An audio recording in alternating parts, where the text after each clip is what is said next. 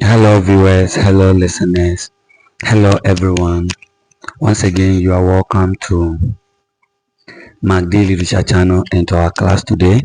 Today, our lesson, as I promised you, is based on the contributions of William Shakespeare to poetry.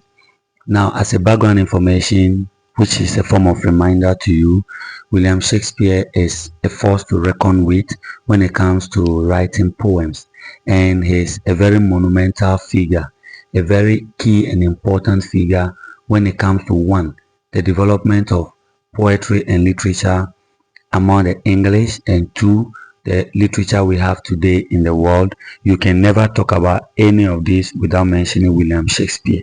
That's why the introduction on your screen describes him as a monumental figure in English literature, particularly in the realm of poetry. Now, particularly in the realm of poetry, because Shakespeare has contributed immensely or significantly to the development of poetry. He has written 154 sonnets and 5 long narrative poems. One of my lessons, my past lessons on narrative poems, if you've not listened, you can go and listen to it. I mentioned that they are very long poems. Some of them are in the form of books that tell stories about heroes and heroines. So to write 5 of such in addition to 154 sonnets, that makes it a very important reason, a very key reason to celebrate such a figure. Now, one other thing that I want you to bear in mind, one other thing that I want you to know why I believe Shakespeare I describe him as a knowledge baron or barrow, a barrow of knowledge. Barrow of knowledge because barrow so big container and his contains only knowledge is the fact that he has written 154 sonnets.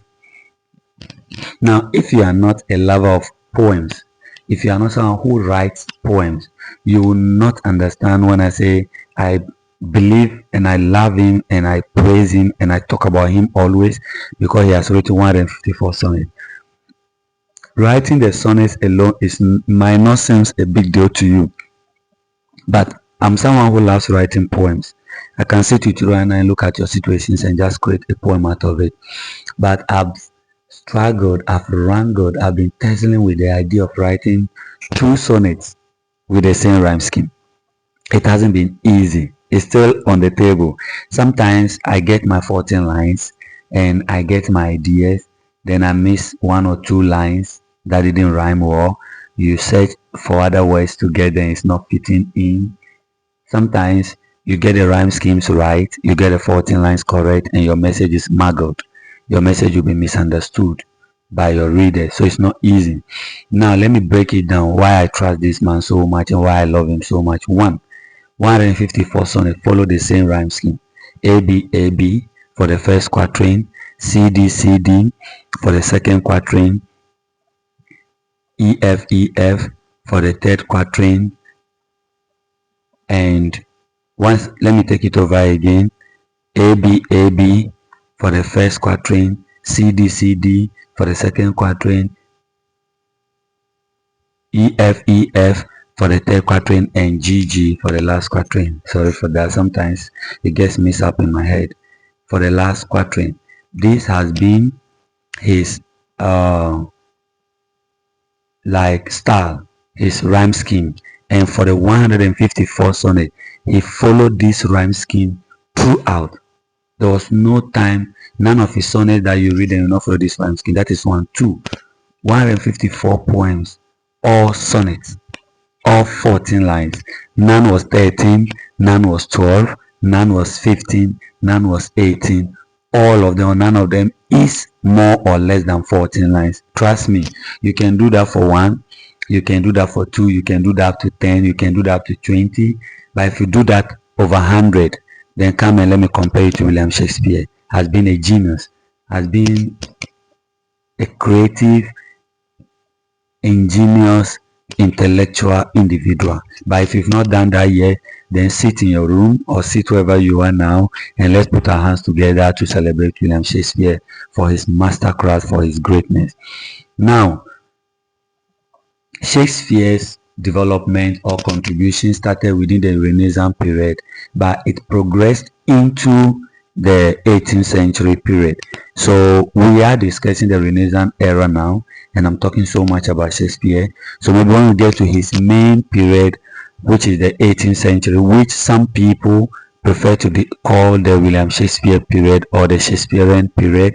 I may not talk so much about him any longer, but he spanned between two periods when it comes to writing. So in the historical period, you see Shakespeare's poetry emerged during the English Renaissance, a period marked by revival of interest in classical ideas and humanism.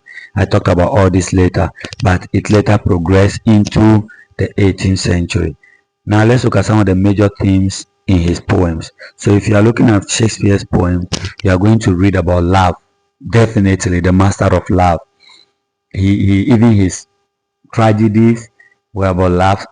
His comedy, you feel love in it. Othello, full of love. Midsummer Night's Dream, love. So I think he's a love doctor, or he was a love doctor.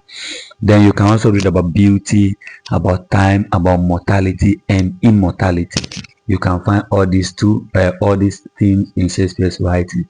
When I start the analysis of sonnet 18, you are likely going to see all these things in just one poem.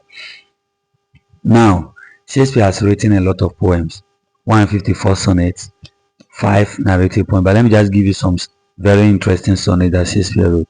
So let's talk about the first one that I want to talk about is his sonnet 27. Weary with toil, I haste me to my bed. Sonnet 116. Let me not to the marriage of true minds. Sonnet 130. My mistress eyes are nothing like the sun. Sonnet 129. The expense of spirit in a waste of shame. Sonnet 106. When in the chronicles of wasted time. Then sonnet 18. Now end on that. Shall I compare thee to a summer's day? Most of these sonnets, if you read just the title, you know it's already talking about love. That's why I was laughing along the line. Okay, so there are other notable words that are on the screen now. You can also read about them. I'm not mentioning some of them because these ones are available to you already, but there's still more in the head that I have to let you know. Now, let's zoom down to the topic for our class today, which is, shall I compare thee to a summer's day? So, shall I compare thee to a summer's day? Now, summer here is a very important period in English literature, in the lives of people who lives in areas that experience all the 4 seasons. So you can talk about summer coming just after winter, and winter is a period where things die. You know, winter is a period dominated by snow, gray snow. So a lot of things that snow covers a lot of places. Snow covers people's houses. I can literally say that snow covers people's lives. In places where there are no snows, the cold does not even allow people to go out. People cannot live or could not live or should not live or must not live their normal lives any longer because winter becomes a hindrance. Winter becomes a standing block. Winter becomes an obstacle that needed to be circumvented. And it is only those with a lion heart that could circumvent it. So life is not quote and unquote normal any longer. Just after winter, summer comes and summer brings life back to normal. So people plan vacations, people plan holidays, people go on trips, people plan fun activities during summer. Now, one key thing that I want you to understand in the title is I and Summer's Day. So Shakespeare, or the persona poet in this poem, is the one that is asking the question and is the speaker. So this poem was written from the first person narrative technique or perspective. First person, so he is writing about a personal experience. So I am right to say that he's writing about a woman he loves himself because of the use of the first person personal pronoun I. Now compare D. D is the second person. That is the subject of this poem. That is the concern, what the poem is all about. Now, so it's the title is a rhetorical question. We have different analysis of this poem. I'm giving an analysis from my perspective. If you love it, you give me a thumbs up in the comment section. If you don't love it, tell me what I got wrong and I will learn and correct it next time if it makes sense to me. Thank you very much. So this rhetorical question is not meant to be answered immediately. Shakespeare wrote this poem to the lover. He does not possibly want the woman to answer him because that's what rhetorical questions are meant for. Maybe the poem might not even get to the woman at all, because that's another interesting thing about literature. You can write and not even deliver them. So let's get down. Shall I compare thee to a summer's day? Before you choose to compare a beloved, a woman, to this place here, summer's day, or any object in this life, you have to identify certain important qualities that this object possesses that you think is admirable and accepted by a lot of people. That's one. Then two, you have to make sure that your beloved or whatever, whoever you are comparing has qualities that outweight or that are better, higher, more valuable, more important than what you have chosen to compare him or her to. So Shakespeare asking the question, shall I, am I allowed to do that, compare it to a summer's day, or I want to compare it to a summer's day? Shall I do it? Now let's get down. So the first line is still a rhetorical question, a repetition of the title. Now in literature, repetition is for emphasis. So starting the sonnet with the wording of the title, repeating the title, tell you that he wants to emphasize on that question. Should I do it? Shall I do it? Thou art more lovely and more temperate. So the first thing is he wants to outline the qualities of this woman that calls for the need to compare him to something as valuable as summer, to something that gives life to people. So one, your art is in red, pointing out its significance in that line. Your art, your being, your nature, your personality, your individuality is lovely, and not just lovely, it is more lovely than anything. Using more, the adjective more, already tells you that he has started comparison already. Things, there might be a lot of lovely things, by your form, it could be Coca-Cola shape, it could be any form of her form, if I could put it that way, is more lovely and more temperate than any other thing that you can think of. Two, rough winds do shake the darling buds of May. So summer in some places comes in May, or during May, plants bud. The budding of a plant is the development of the flowers or other parts of the plant. Now, when summer comes, summer might come with life. Summer might give people the opportunity to live their normal lives again. Summer might have all the good qualities that I mentioned earlier, but summer has weaknesses. One weakness is that summer comes with rough winds. The wind, there's rough wind, the air moves or the air blows a lot, forming the wind that could destroy the beautiful buddings in May.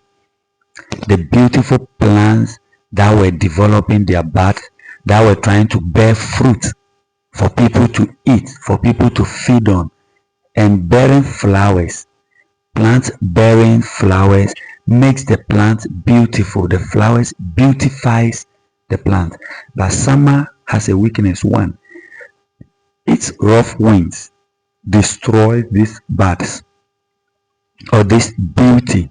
Don't forget, the woman's beauty is more lovely than the beauty of summer, because summer comes with a weakness of rough winds that comes to destroy beautiful things like plants or flowers. And summer's leaves have all too short a date. Summer might bring life back, but it's short. Summer does not stay more than 4 months, or should I say summer does not stay more than 3 months.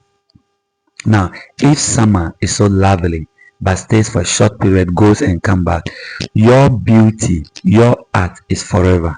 You do not stay for short period and go and come back. No, You are my beloved, you are already there. So the first three lines had established immortality of this woman, has established great beauty of this woman, has established love, great love of this for this woman. So you are more beautiful than any other thing. Summer has weakness, rough winds that destroys beautiful plant. Summer is short, you are not. Sometimes too hot, the eyes of heaven shines. Maybe another time, because of the time, I don't want to make this class too long. Maybe another time I have to look at this poem again and point out some literary devices. If you love that, just let me know. So summer is sometimes too hot. The eyes of heaven shines. So the eyes of heaven is metaphor, comparing the sun to heaven, the eyes of heaven. So it's metaphorical, telling you how hot. So the eyes of heaven is the scorching sun, which becomes too hot for the skin, for the people. Another weakness of summer. And often in his gold complexion dimmed. So that it destroys the beauties of people. Complexion has to do with your skin color. And there are, no matter your skin color, but there are some skin colors that when they face the sun, they become dark. It affects the tone of their skins. Almost all places that experience this really, I mean, when I say this, I mean summer and winter. Summer, they really suffer with their skin. So the gold complexion, the beautiful skins of these people are destroyed by summer. Your love, this beloved we are comparing to summer, doesn't destroy anything. And every fair from fair sometimes decline. Fair during Shakespeare's time is beauty. Like I mentioned, one of the class, English is developing, English is growing, English is going, changing. Today we use the contemporary or modern English. So during Shakespeare's time, fair means beauty in the contemporary or modern English language. So every beauty that ever lived sometimes declines. So you may be beautiful in your youthful stage, but after some years, you start growing old and your beauty will start declining and you start developing wrinkles on your skin. But don't forget that it's a comparison, so I'm always going back to the woman. But this woman's beauty is eternal, it never declines. By chance, so the beauty might decline by chance or nature's changing course and trend. It could be natural. You are born, you go through all the stages in life, you get to the peak of your beauty. After some time it keeps declining. I know people who argue with this and tell me that today, because of BBLs and plastic surgeries, beauties are forever. Trust me, it's never forever. They keep going for maintenance, but it still fades at a point in time. Fading here could be death. They will die, and when they die the beauty is gone. Whatever artificial beauty they have added to their natural one is gone. It could be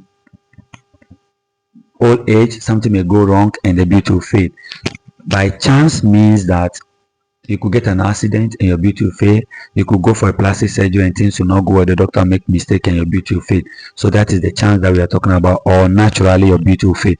Whatever that happens, Shakespeare is establishing the fact that beauty do fade. But the beauty of his beloved is eternal, is immortal, it never fades. And thy eternal summer shall not fade. So now we are back to the woman. But thy eternal summer shall not fade. Your eternal summer, your beauty, all the good things that summer has that you also have, yours never fades. So what puts you, my beloved, ahead of summer is that while summer is short and may fade, while summer's beauty may fade by chance or nature's cause, yours never fades. Nor lose possession of that fair thou owest. You, not even by chance will you lose that beauty that you have. So your beauty is immortal. This woman Shakespeare is in love with, this beautiful beloved Shakespeare is talking about, possesses an immortal beauty. The question you ask is, do you have people that live forever? Yes. Where? That is your decision to decide. They can live in your mind forever. And I know very well that Enyo will live forever in my mind. You may not know Enyo, but Enyo will live forever. So you might live forever in someone's mind. You might live forever in someone's writing. You might live forever, like I mentioned, in Enyo, which you may not understand whom it is or what it stands for, but will live forever. So beauty can live forever. Where it lives forever is yours to decide. Let me put it that way. Then he went ahead to say, nor shall death brag thou wonders in its shade. Even death cannot take away your beauty.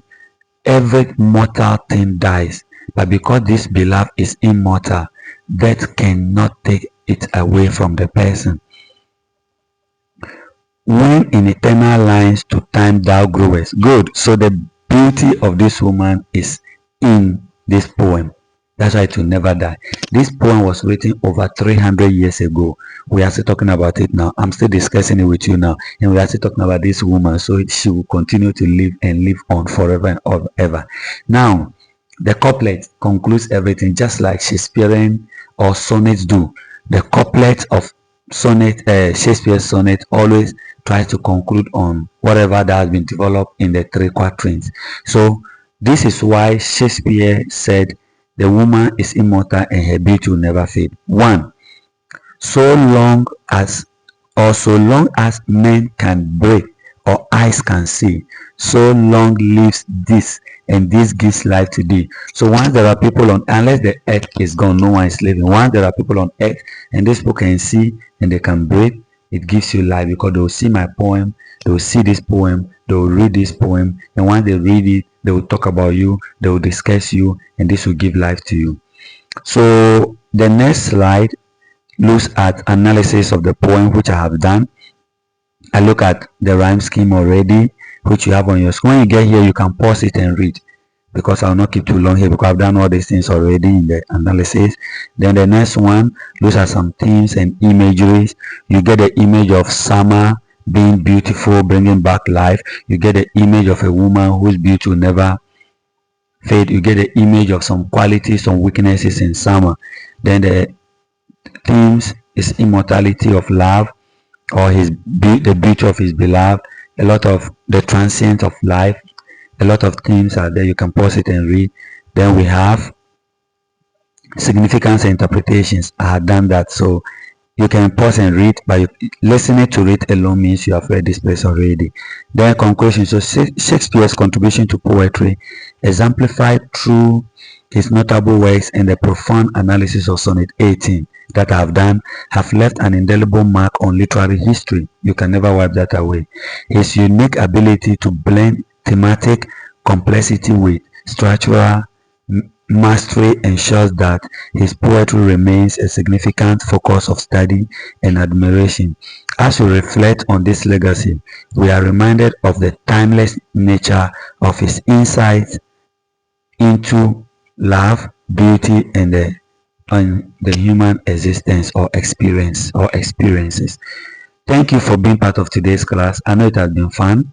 I don't know about you, but I enjoyed myself so much. See you in the next class. Bye bye.